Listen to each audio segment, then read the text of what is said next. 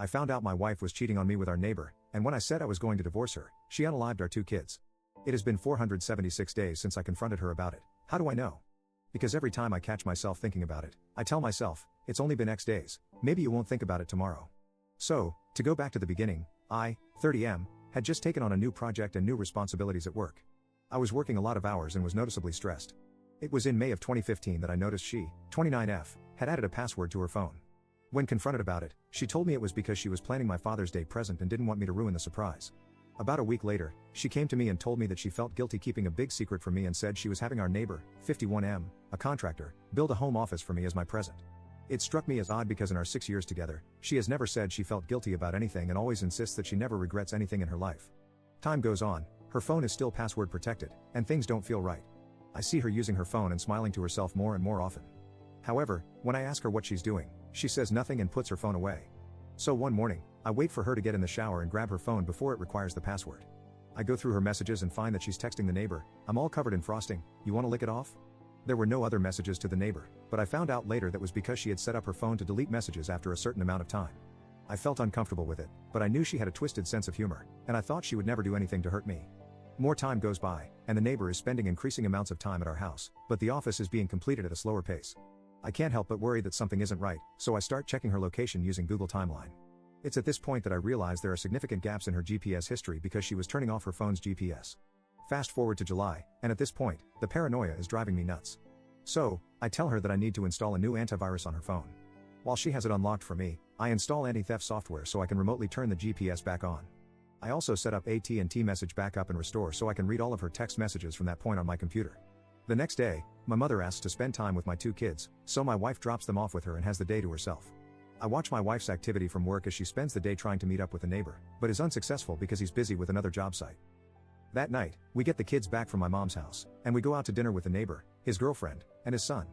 My wife and his girlfriend are having a good time, drinking, laughing, and just joking around. His girlfriend mentions that she would like to see a movie. I suggest it's a good idea, and I'll watch the kids so my wife and her can go. So, my wife and her friend go, and the neighbor and I go back to my house so the kids can play video games together. The kids are back in my son's room playing games, and the neighbor is sitting across from me on the other couch. It's at this point that my wife starts texting him. She's describing intimate acts she would like to perform with him, and he's reciprocating. They keep talking, trying to figure out when they can meet up and have intimacy, and they decide on Monday morning after I go to work. So, in my head, I had already planned to pretend to leave and circle back to catch them. But then they tell each other that they love each other, and it's taking all I have to not leap off the couch and sock him right there. However, I contain myself and continue reading the conversation unfolding in front of me. Then he tells her, "You're my girl now," to which she replies, "Always have been," ending with him writing, "and always will be." My wife and the neighbor's girlfriend return from the movie, and I politely ask them to sit down. Then, I instruct the kids to stay in my son's room and shut the door. Returning to the living room, I confront my wife and the neighbor, saying, "So, you two love each other, huh?" My wife enters full-blown denial mode, and the neighbor's girlfriend starts smacking him. I ask if my wife has been texting him, she denies it. I then show her the text messages, and she admits to it, but claims it was the first time it had gone that far. Continuing, I ask if she has sent him pictures, she denies it. However, upon showing her pictures, she admits again, but insists it was the first time as well. Then I ask about intimacy, and she denies it. Since I didn't wait to catch them in the act, I lacked evidence to prove her wrong, leaving that aspect unresolved. I tell her that I'm leaving her, she responds by stating that she will make sure I never see my kids again if I do. She plans on using the fact that I attempted to delete myself in high school to prove me unfit to have the children. She continues, blaming me for being too busy with work and stressed out, asserting that she just wanted someone she could talk to. Then, she gives me an ultimatum to decide what I'm going to do, or she will decide for me.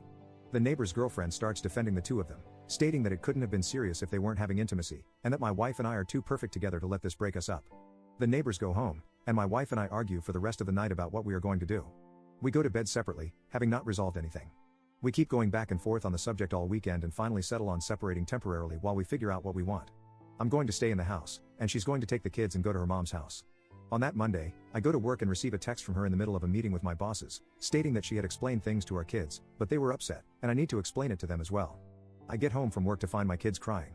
She had told them that mommy had to move out because dad was mad at her. When my son wanted to stay with me, she told him that he can't. My son put it together that if mommy has to move out because I'm mad at her, and he must move out as well, then I must have been mad at him too. My daughter was crying because my son was. I don't think she was old enough to understand what was happening. It was at that moment I realized she was going to drag the kids through hell if I left her, so I swallowed my feelings and begged her to stay. She agreed and insisted that I apologize to our neighbor since we were still going to need to hang out with them because our sons are good friends. I hated it, but I did it anyway. We still hang out with them from time to time, and they come to our various birthday and holiday parties. But I'd do anything for my kids, and I behave civilly every time. Things toned down for a while, but I still think about it constantly. I worry about how I can keep from making her so unhappy that she cheats on me again. Then, almost a year from the original incident, around Father's Day again, she sends him pictures again. She claims it was an accident and that she meant to send them to me instead. I don't fully believe her, but I move on anyway. Things have been quiet on that front for about 4 months now, but I still think about it constantly. This might sound stupid, but I feel like I have a part of my brain that I can't shut off, always thinking. I used to use that to solve programming problems, and it made me very good at my job. However, ever since this incident, the only thing it thinks about is her and him and whether I did the right thing. My job performance has suffered, and I feel like I haven't gotten sleep in months. I'm afraid that after this much time and the fact that I begged her back, saying that I want a divorce now would only make her more vindictive towards my children and me. I just feel like I have put myself so deep in a pit that I can never get back out. I haven't really talked to anyone about this. I didn't want to talk to my mom about it because I felt she would treat my wife differently, and I didn't need the two fighting any more than they already do. I tried talking to one friend about it, but his advice was to put my trust in God, which was not much solace for me as I'm an atheist. So, I have no clue what to do with my feelings or how to move on from this. Update 1. Hi everyone, Scaling Stories here. This is an excerpt from a news article on November 17, 2016 after OP decided to file for divorce. A Montgomery County mother was charged Friday with 2 counts of unalive after police say she admitted to unaliving her 2 young children. According to the probable cause affidavit, Brandy Worley told police that her husband was divorcing her and, I did not want him taking them, so I bleeped them.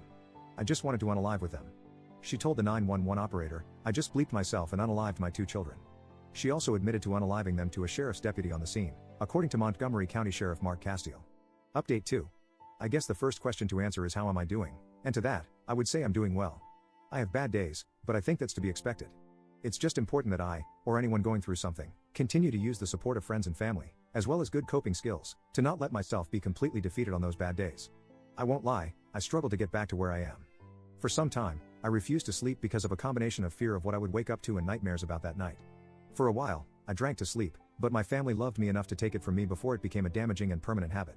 I was hospitalized because I did have thoughts of deleting myself due to missing my children so much. From that, I learned that you should never be ashamed of your mental health, and not seeking treatment will only make it worse, not better. We have all heard it, but if you or a loved one is struggling, seek immediate assistance. Your life is too important to throw away in a moment of weakness. By putting off treatment, I only caused everything else in my life to suffer. I lost my job and became reclusive in the house. But don't worry, I have been back to work since December and have nearly regained my former position and salary, so I'm good and require no assistance. The second question would be how I feel about the sentencing. That's something that's harder to answer because, no matter what the sentence, nothing will bring back my beloved children. Do I think she should have gotten the deletion penalty? No, I do not. She wanted to unalive, and after 9 years of giving her what she wanted when she wanted it, I was not going to give her another thing. Do I think the life sentence will have any appreciable effect on her? I don't know. One thing she always stressed for the entire time that I knew her was that she lived her life without any regrets. Even after I caught her cheating on me, she continued to say she had no regrets. If I can impart something I have learned through all of this, it's that you should always take the time to be with the ones you love. It doesn't matter if they are asking you to read The Pokey Little Puppy for the millionth time, or asking you to play Smash Brothers even though you both know they will wipe the floor with you every time. Just do it because you never know when the last time will be. Always make sure they know how much you love them. I had the fortune that the last thing my children ever heard me say was, I love you, good night. I will see you in the morning.